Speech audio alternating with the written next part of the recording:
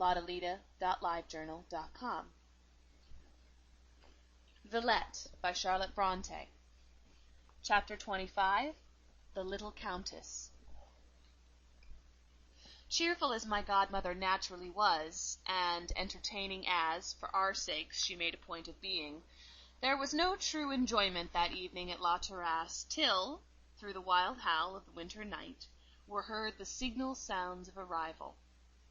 How often, while women and girls sit warm at snug firesides, their hearts and imaginations are doomed to divorce from the comfort surrounding their persons, forced out by night to wander through dark ways, to dare stress of weather, to contend with the snow-blast, to wait at lonely gates and stiles in wildest storms, watching and listening to see and hear the father, the son, the husband coming home. Father and son came at last to the chateau, for the Count de Bassompierre that night accompanied Dr. Bretton. I know not which of our trio heard the horses first. The asperity, the violence of the weather warranted our running down into the hall to meet and greet the two riders as they came in, but they warned us to keep our distance. Both were white, two moving mountains of snow, and indeed Mrs. Bretton, seeing their condition, ordered them instantly to the kitchen, prohibiting them at their peril from setting foot on her carpeted staircase till they had severally put off that mask of old Christmas they now affected. Into the kitchen, however, we could not help following them. It was a large old Dutch kitchen, picturesque and pleasant. The little white Countess danced in a circle about her equally white sire, clapping her hands and crying, "Papa, Papa, you look like an enormous polar bear." The bear shook himself, and the little sprite fled far from the frozen shower. Back she came, however, laughing and eager to aid in removing the Arctic disguise. The Count, at last issuing from his dreadnought, threatened to overwhelm her with it, as with an avalanche. "Come, then," said she, bending to invite the fall, and when it was playfully advanced above her head, bounding out of reach like some little chamois. Her movements had the supple softness, the velvet grace of a kitten. Her laugh was clearer than the ring of silver and crystal, as she took her sire's cold hands and rubbed them, and stood on tiptoe to reach his lips for a kiss. There seemed to shine round her a halo of loving delight. The grave and reverend signor looked down on her, as men do look on what is the apple of their eye. "Mrs. Bretton," said he, "what am I to do with this daughter or daughterling of mine? She neither grows in wisdom nor in stature. Don't you find her pretty nearly as much the child as she was 10 years ago?"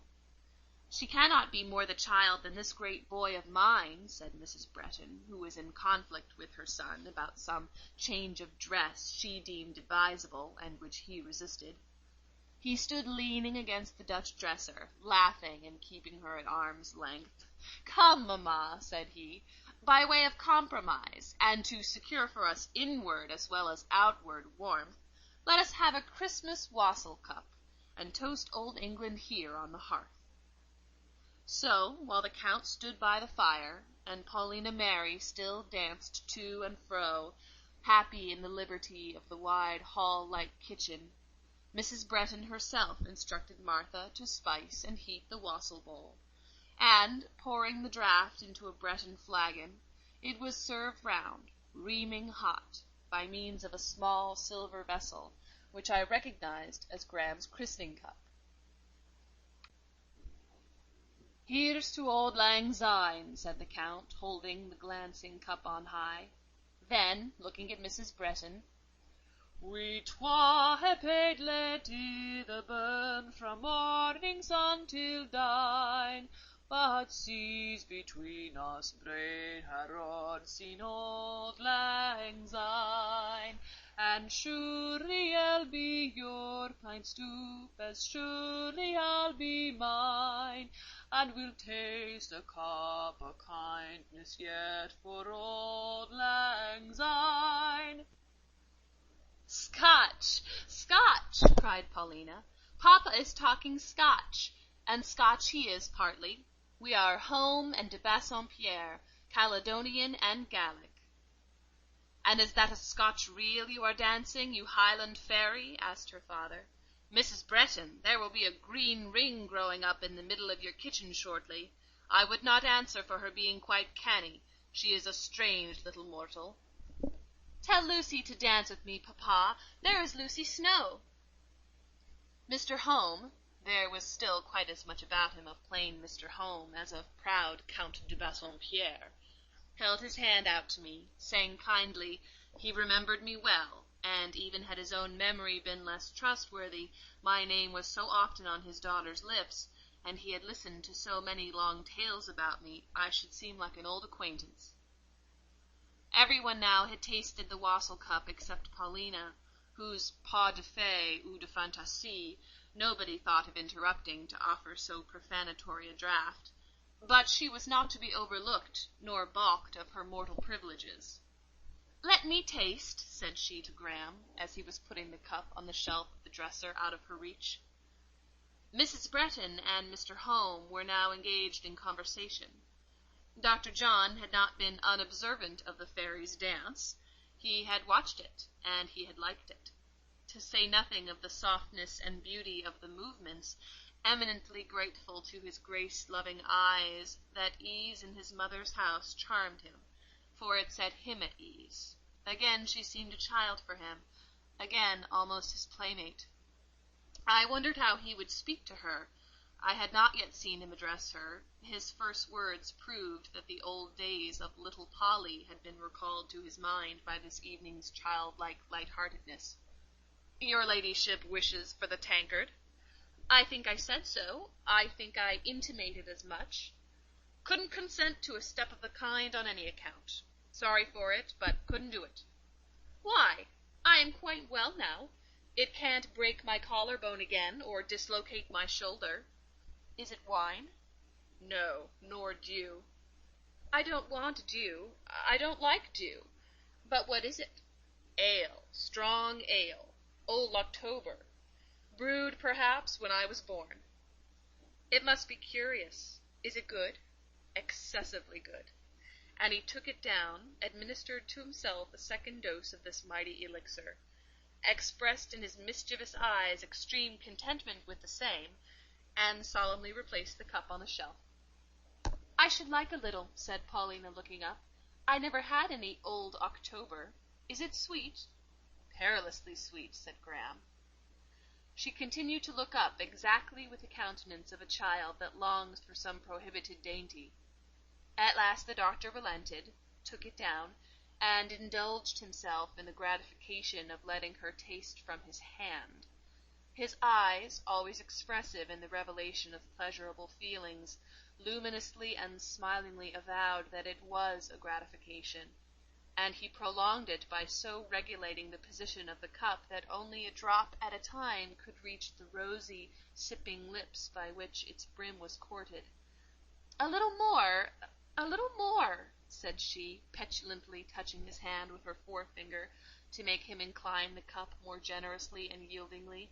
"It smells of spice and sugar, but I can't taste it. Your wrist is so stiff, and you are so stingy." He indulged her, whispering, however, with gravity, "Don't tell my mother or Lucy. They wouldn't approve." "Nor do I," said she, passing into another tone and manner as soon as she had fairly essayed the beverage, just as if it had acted upon her like some disenchanting draught, undoing the work of a wizard. "I find it anything but sweet. It is bitter and hot, and takes away my breath. Your Old October was only desirable while forbidden. Thank you, no more." And, with a slight bend, careless but as graceful as her dance, she glided from him and rejoined her father. I think she had spoken truth. The child of 7 was in the girl of 17. Graham looked after her, a little baffled, a little puzzled. His eye was on her a good deal during the rest of the evening, but she did not seem to notice him. As we ascended to the drawing-room for tea, she took her father's arm. Her natural place seemed to be at his side. Her eyes and her ears were dedicated to him. He and Mrs. Bretton were the chief talkers of our little party, and Paulina was their best listener, attending closely to all that was said, prompting the repetition of this or that trait or adventure. "And where were you at such a time, papa? And what did you say then? And tell Mrs. Bretton what happened on that occasion." Thus she drew him out. She did not again yield to any effervescence of glee. The infantine sparkle was exhaled for the night. She was soft, thoughtful, and docile. It was pretty to see her bid good night. Her manner to Graham was touched with dignity. In her very slight smile and quiet bow spoke the Countess, and Graham could not but look grave and bend responsive. I saw he hardly knew how to blend together in his ideas the dancing fairy and the delicate dame. Next day, when we were all assembled round the breakfast table, shivering and fresh from the morning's chill ablutions, Mrs. Bretton pronounced a decree that nobody, who was not forced by dire necessity, should quit her house that day. Indeed, egress seemed next to impossible. The drift darkened the lower panes of the casement, and, on looking out, one saw the sky and air vexed and dim, the wind and snow in angry conflict. There was no fall now, but what had already descended was torn up from the earth, whirled round by brief shrieking gusts, and cast into 100 fantastic forms. The Countess seconded Mrs. Bretton. "Papa shall not go out," said she, placing a seat for herself beside her father's armchair. "I will look after him. You won't go into town, will you, papa?" "Aye, and no," was the answer. "If you and Mrs. Bretton are very good to me, Polly, kind, you know, and attentive, if you pet me in a very nice manner, and make much of me, I may possibly be induced to wait an hour after breakfast, and see whether this razor-edged wind settles. But, you see, you give me no breakfast, you offer me nothing, you let me starve." "Quick, please, Mrs. Bretton, and pour out the coffee," entreated Paulina, "whilst I take care of the Count de Bassompierre in other respects. Since he grew into a count, he has needed so much attention." She separated and prepared a roll. "There, papa, are your pistolets charged," said she.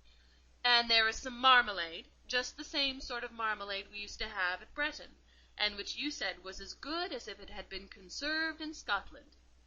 And which your little ladyship used to beg for my boy. Do you remember that?" interposed Mrs. Bretton. "Have you forgotten how you would come to my elbow and touch my sleeve with the whisper, 'Please, ma'am, something good for Graham, a little marmalade, or honey, or jam?'" "No, mamma," broke in Dr. John, laughing, yet reddening. "It surely was not so. I could not have cared for these things." "Did he or did he not, Paulina?" "He liked them," asserted Paulina. "Never blush for it, John," said Mr. Home encouragingly. "I like them myself yet, and always did. And Polly showed her sense in catering for a friend's material comforts. It was I who put her into the way of such good manners, nor do I let her forget them. Polly, offer me a slice of that tongue. There, papa, but remember you are only waited upon with this assiduity on condition of being persuadable and reconciling yourself to La Terrasse for the day." "Mrs. Bretton," said the Count, "I want to get rid of my daughter, and send her to school. Do you know of any good school?" "There is Lucy's place, Madam Beck's." "Miss Snow is in a school?" "I am a teacher," I said, and was rather glad of the opportunity of saying this. For a little while I had been feeling as if placed in a false position. Mrs. Bretton and her son knew my circumstances, but the Count and his daughter did not. They might choose to vary by some shades their hitherto cordial manner towards me when aware of my grade in society. I spoke then readily, but a swarm of thoughts I had not anticipated nor invoked rose dim at the words, making me sigh involuntarily. Mr. Home did not lift his eyes from his breakfast plate for about 2 minutes, nor did he speak. Perhaps he had not caught the words. Perhaps he thought that on a confession of that nature, politeness would interdict comment. The Scotch are proverbially proud. And homely as was Mr. Home in look, simple in habits and tastes, I have all along intimated that he was not without his share of the national quality. Was his a pseudo-pride? Was it real dignity? I leave the question undecided in its wide sense. Where it concerned me individually, I can only answer, then and always he showed himself a true-hearted gentleman. By nature he was a feeler and a thinker.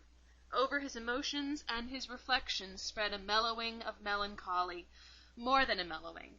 In trouble and bereavement it became a cloud. He did not know much about Lucy Snowe.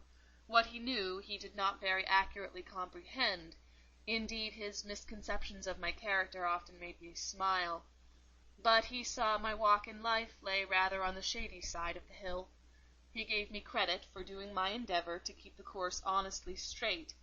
He would have helped me if he could. Having no opportunity of helping, he still wished me well. When he did look at me, his eye was kind. When he did speak, his voice was benevolent. "Yours," said he, "is an arduous calling. I wish you health and strength to win it. Success." His fair little daughter did not take the information quite so composedly. She fixed on me a pair of eyes wide with wonder, almost dismay. "Are you a teacher?" cried she. Then, having paused on the unpalatable idea, "Well, I never knew what you were, nor ever thought of asking. For me, you were always Lucy Snowe." "And what am I now?" I could not forbear inquiring. "Yourself, of course. But do you really teach here in Villette?" "I really do." "And do you like it?" "Not always." "And why do you go on with it?" Her father looked at, and I feared was going to check her, but he only said, "Proceed, Polly, proceed with that catechism. Prove yourself the little wiseacre you are. If Miss Snowe were to blush and look confused, I should have to bid you hold your tongue, and you and I would sit out the present meal in some disgrace. But she only smiles, so push her hard. Multiply the cross-questions. Well, Miss Snowe, why do you go on with it?" "Chiefly, I fear, for the sake of the money I get." "Not from motives of pure philanthropy?" Polly and I were clinging to that hypothesis as the most lenient way of accounting for your eccentricity. "No, no, sir. Rather for the roof of shelter I am thus enabled to keep over my head, and for the comfort of mind it gives me to think that while I can work for myself, I am spared the pain of being a burden to anybody." "Papa, say what you will. I pity Lucy." "Take up that pity, Miss de Bassompierre. Take it up in both hands, as you might a little callow gosling squattering out of bounds without leave. Put it back in the warm nest of a heart where it issued, and receive in your ear this whisper. If my Polly ever came to know by experience the uncertain nature of this world's goods, I should like her to act as Lucy acts, to work for herself, that she might burden neither kith nor kin." "Yes, papa," said she, pensively and tractably. "But poor Lucy! I thought she was a rich lady, and had rich friends." "You thought like a simpleton. I never thought so. When I had time to consider Lucy's manner and aspect, which was not often, I saw she was one who had to guard and not be guarded, to act and not be served. And this lot has, I imagine, helped her to an experience for which, if she live long enough to realize its full benefit, she may yet bless Providence. But this school," he pursued, changing his tone from grave to gay, "would Madame Beck admit my Polly, do you think, Miss Lucy?" I said there needed but to try, madame. It would soon be seen. She was fond of English pupils. "If you, sir," I added, "will but take Miss de Bassompierre in your carriage this very afternoon, I think I can answer for it that Rosine, the portress, will not be very slow in answering your ring. And madame, I am sure, will put on her best pair of gloves to come into the salon to receive you." "In that case," responded Mr. Home, "I see no sort of necessity there is for delay. Mrs. Hurst can send what she calls her young lady's things after her. Polly can settle down to her horn-book before night, and you, Miss Lucy, I trust, will not disdain to cast an occasional eye upon her, and let me know from time to time how she gets on. I hope you approve of the arrangement, Countess de Bassompierre?" The Countess hemmed and hesitated. "I thought," said she, "I thought I had finished my education." "That only proves how much we may be mistaken in our thoughts. I hold a far different opinion, as most of those will who have been auditors of your profound knowledge of life this morning. Ah, my little girl, thou hast much to learn, and papa ought to have taught thee more than he has done. Come, there's nothing for it but to try Madame Beck, and the weather seems settling, and I have finished my breakfast. But, papa—" "Well?" "I see an obstacle." "I don't at all." "It is enormous, papa. It can never be got over. It is as large as you in your greatcoat, and the snowdrift on the top." "And like that snowdrift capable of melting?" "No, it is of too solid flesh. It is just your own self. Miss Lucy, warn Madame Beck not to listen to any overtures about taking me, because in the end it would turn out that she would have to take papa too. As he is so teasing, I will just tell tales about him. Mrs. Bretton and all of you listen. About 5 years ago, when I was 12 years old, he took it into his head that he was spoiling me, that I was growing unfitted for the world, and I don't know what, and nothing would serve or satisfy him but I must go to school. I cried, and so on, but Monsieur de Bassompierre proved hard-hearted, quite firm and flinty, and to school I went. What was the result? In the most admirable manner, papa came to school likewise. Every other day he called to see me. Madame Aigredoux grumbled, but it was of no use, and so at last papa and I were both, in a manner, expelled. Lucy can just tell Madame Beck this little trait. It is only fair to let her know what she has to expect." Mrs. Bretton asked Mr. Home what he had to say in answer to this statement. As he made no defence, judgment was given against him, and Paulina triumphed. But she had other moods besides the arch and the naïve. After breakfast, when the two elders withdrew, I suppose to talk over certain of Mrs. Bretton's business matters, and the Countess, Dr. Bretton, and I were, for a short time, alone together, all the child left her.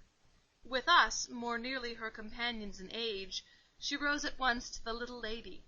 Her very face seemed to alter. That play of feature and candour of look, which, when she spoke to her father, made it quite dimpled and round, yielded to an aspect more thoughtful, and lines distincter and less mobile. No doubt Graham noted the change as well as I. He stood for some minutes near the window, looking out at the snow. Presently he approached the hearth, and entered into conversation, but not quite with his usual ease. Fit topics did not seem to rise to his lips. He chose them fastidiously, hesitatingly, and consequently infelicitously. He spoke vaguely of Villette, its inhabitants, its notable sights and buildings. He was answered by Miss de Bassompierre in quite womanly sort, with intelligence, with a manner not indeed wholly disindividualized. A tone, a glance, a gesture, here and there, rather animated and quick than measured and stately, still recalled little Polly. But yet there was so fine and even a polish, so calm and courteous a grace, gilding and sustaining these peculiarities, that a less sensitive man than Graham would not have ventured to seize upon them as vantage points leading to franker intimacy. Yet while Dr. Bretton continued subdued, and, for him, sedate, he was still observant. Not one of those pretty impulses and natural breaks escaped him. He did not miss one characteristic movement, one hesitation in language, or one lisp in utterance. At times, in speaking fast, she still lisped, but coloured whenever such lapse occurred, and in a painstaking, conscientious manner, quite as amusing as the slight error, repeated the word more distinctly. Whenever she did this, Dr. Bretton smiled. Gradually, as they conversed, the restraint on each side slackened. Might the conference have but been prolonged, I believe it would soon have become genial. Already to Paulina's lip and cheek returned the wreathing, dimpling smile. She lisped once, and forgot to correct herself. And Dr. John, I know not how he changed, but changed he did.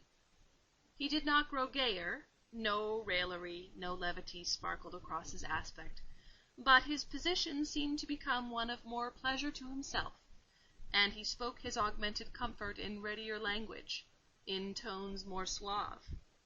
10 years ago this pair had always found abundance to say to each other. The intervening decade had not narrowed the experience or impoverished the intelligence of either. Besides, there are certain natures of which the mutual influence is such that the more they say, the more they have to say. For these, out of association grows adhesion, and out of adhesion, amalgamation. Graham, however, must go. His was a profession whose claims are neither to be ignored nor deferred. He left the room, but before he could leave the house there was a return. I am sure he came back, not for the paper or card in his desk, which formed his ostensible errand, but to assure himself, by one more glance, that Paulina's aspect was really such as memory was bearing away, that he had not been viewing her somehow by a partial, artificial light, and making a fond mistake. No, he found his impression true. Rather, indeed, he gained than lost by this return. He took away with him a parting look, shy, but very soft, as beautiful, as innocent, as any little fawn could lift out of its cover of fern, or any lamb from its meadow-bed. Being left alone, Paulina and I kept silence for some time. We both took out some work, and plied a mute and diligent task. The white wood work-box of old days was now replaced by one inlaid with precious mosaic, and furnished with implements of gold. The tiny and trembling fingers that could scarce guide the needle, though tiny still, were now swift and skilful. But there was the same busy knitting of the brow, the same little dainty mannerisms, the same quick turns and movements, now to replace a stray tress, and anon to shake from the silken shirt some imaginary atom of dust, some clinging fibre of thread. That morning I was disposed for silence. The austere fury of the winter day had on me an awing, hushing influence. That passion of January, so white and so bloodless, was not yet spent. The storm had raved itself hoarse, but seemed no nearer exhaustion. Had Ginevra Fanshawe been my companion in that morning-room, she would not have suffered me to muse and listen undisturbed. The presents just gone from us would have been her theme, and how she would have rung the changes on one topic, how she would have pursued and pestered me with questions and surmises, worried and oppressed me with comments and confidences I did not want, and longed to avoid. Paulina Mary cast once or twice towards me in a quiet but penetrating glance of her dark, full eye, her lips half opened, as if to the impulse of coming utterance, but she saw and delicately respected my inclination for silence. This will not hold long, I thought to myself, for I was not accustomed to find in women or girls any power of self-control, or strength of self-denial. As far as I knew them, the chance of a gossip about their usually trivial secrets, their often very washy and paltry feelings, was a treat not to be readily foregone. The little Countess promised an exception. She sewed till she was tired of sewing, and then she took a book. As chance would have it, she had sought it in Dr. Bretton's own compartment of the bookcase, and it proved to be an old Breton book, some illustrated work of natural history. Often had I seen her standing at Graham's side, resting that volume on his knee, and reading to his tuition, and, when the lesson was over, begging as a treat that he would tell her all about the pictures. I watched her keenly. Here was a true test of that memory she had boasted. Would her recollections now be faithful? Faithful? It could not be doubted. As she turned the leaves, over her face passed gleam after gleam of expression, the least intelligent of which was a full greeting to the past. And then she turned to the title page, and looked at the name written in the schoolboy hand. She looked at it long, nor was she satisfied with merely looking. She gently passed over the characters the tips of her fingers, accompanying the action with an unconscious but tender smile, which converted the touch into a caress. Paulina loved the past, but the peculiarity of this little scene was that she said nothing. She could feel without pouring out her feelings in a flux of words. She now occupied herself at the bookcase for nearly an hour, taking down volume after volume, and renewing her acquaintance with each. This done, she seated herself on a low stool, rested her cheek on her hand, and thought, and still was mute. The sound of the front door opened below, a rush of cold wind, and her father's voice speaking to Mrs. Bretton in the hall, startled her at last. She sprang up. She was downstairs in 1 second. "Papa! Papa! You are not going out?" "My pet, I must go into town." "But it is too cold, papa." And then I heard Monsieur de Bassompierre showing to her how he was well provided against the weather, and how he was going to have the carriage, and to be quite snugly sheltered, and, in short, proving that she need not fear for his comfort. "But you will promise to come back here this evening, before it is quite dark? You and Dr. Bretton, both, in the carriage? It is not fit to ride." "Well, if I see the doctor, I will tell him a lady has laid on him her commands to take care of his precious health, and come home early under my escort." "Yes, you must say 'a lady,' and he will think it is his mother, and be obedient. And, papa, mind to come soon, for I shall watch and listen." The door closed, and the carriage rolled softly through the snow, and back returned the Countess, pensive and anxious. She did listen and watch when evening closed, but it was in stillest sort, walking the drawing-room with quiet, noiseless step. She checked at intervals her velvet march, inclined her ear, and consulted the night sounds. I should rather say the night silence, for now at last the wind was fallen. The sky, relieved of its avalanche, lay naked and pale. Through the barren boughs of the avenue we could see it well, and note also the polar splendour of the New Year moon, an orb white as a world of ice. Nor was it late when we saw also the return of the carriage. Paulina had no dance of welcome for this evening.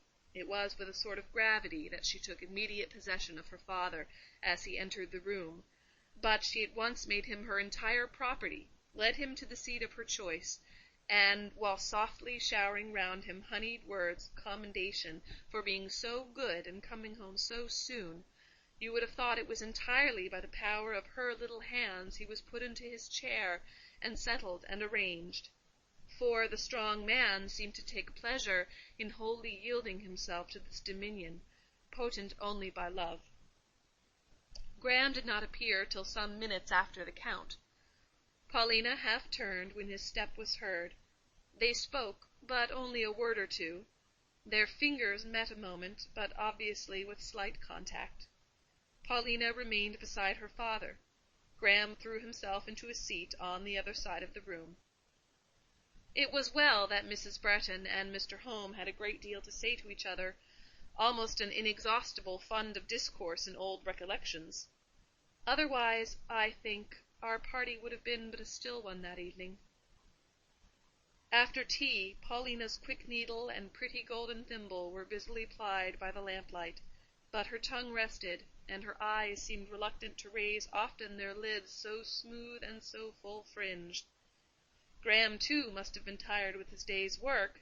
He listened dutifully to his elders and betters, said very little himself, and followed with his eye the gilded glance of Paulina's thimble, as if it had been some bright moth on the wing, or the golden head of some darting little yellow serpent. End of chapter 25.